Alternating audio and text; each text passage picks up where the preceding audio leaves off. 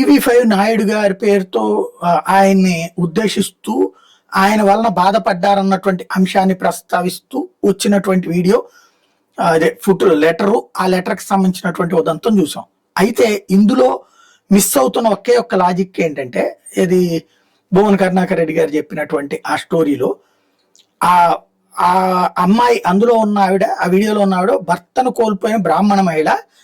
ఆమె 2019లోనే నాయుడు గారి మీద చంద్రబాబు గారికి లేఖ రాసింది, పవన్ కళ్యాణ్ గారికి లేఖ రాసింది అని చెప్తున్నారు. ఒకసారి ఆయన ఏమన్నారు విందాం. ఆయన ఆవిడతో చాలా ఉన్నటువంటి అన్యోన్య బంధం, 30 ఏళ్ల అనురాగ బంధం అని చెప్పాడు కదండి.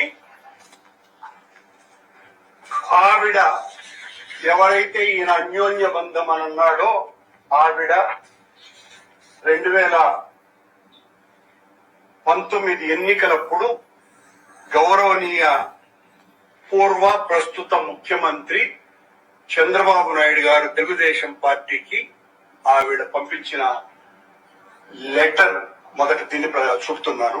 ఇదిగో తెలుగుదేశం పార్టీ అటెస్టేషన్. అలాగే నారా లోకేష్ గారికి కూడా పంపించింది, దాని అటెస్టేషన్. అలాగే ఆవిడ పవనానంద స్వామికి కూడా పంపించింది, దానికి సంబంధించినటువంటిది ఇన్ఫర్మేషన్.